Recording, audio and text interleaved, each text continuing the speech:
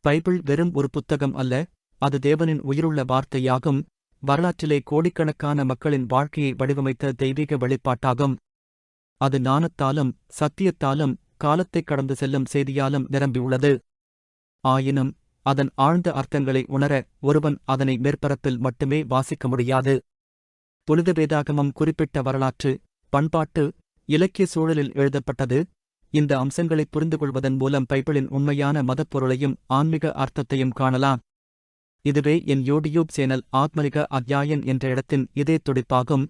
தேவனின் வார்த்தையின் ஆழங்களை ஒவ்வொரு அதிகாரத்திலும் தெளிவாகவும் மதிப்புடன் விளக்கிக் கொடுப்பதற்காக அர்ப்பணிக்கப்பட்ட இடம். பைபிளில் உள்ள ஒவ்வொரு புத்தகமும் தனித்துவமான சூழல், தனித்துவமான இலக்கியத் திறன், தனித்துவமான தெய்வீக செய்தி கொண்டுள்ளது.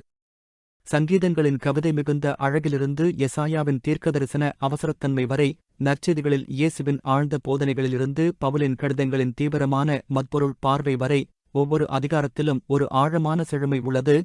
அதை முழுமையாக புரிந்துகொள்வதற்கு ஆர்வத்துடனும் சிந்தனையுடனும் ஆய்வு செய்ய வேண்டும்.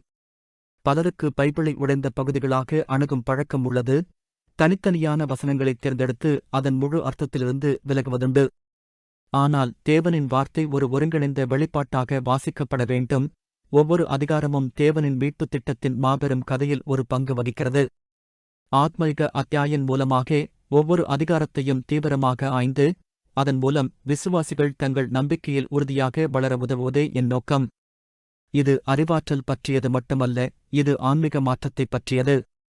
புனித வேதாகமத்தை அதன் முழுமையான அர்த்தத்தில் புரிந்துகொள்ளும்போது தேவனின் சத்தியம் தெளிவாக தெரியவரும். தேவனின் இதயத்தைக் காணத் தொடங்குவோம். அவர் உடன்படிக்கையின் இயல்பை புரிந்துகொள்வோம். வரலாற்றின் வழியாக அவர் திட்டங்களை வெளிப்படுத்திய முறையை அறிந்து கொள்வோம்.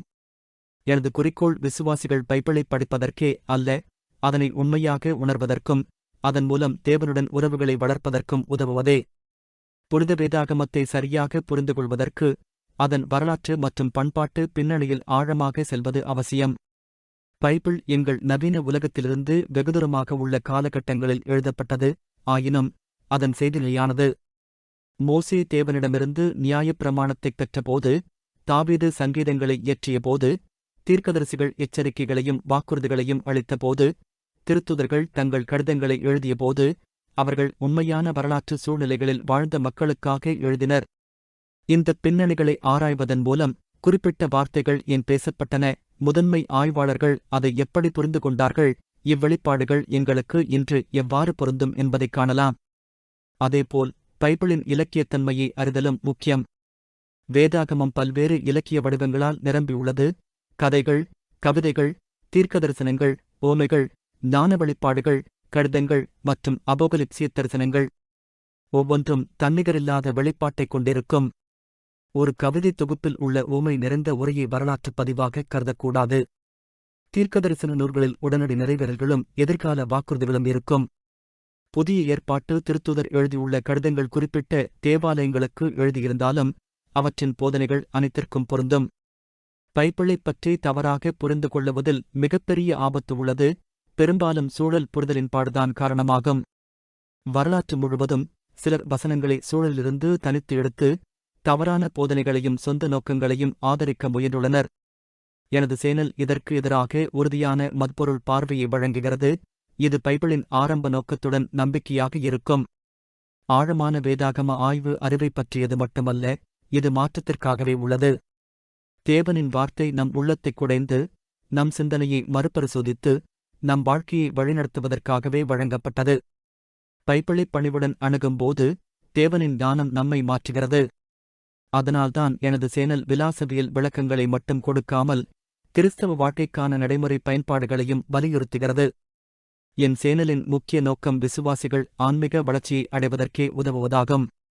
சிலர் விசுவாசத்தில் பல்வேறு கேள்விகளுடன் போராடுகிறார்கள். சிலர் சில வசனங்களை புரிந்து கொள்ள முடியாமல் தவிக்கிறார்கள். சிலர் சந்தேகங்களுடன் இருக்கிறார்கள்.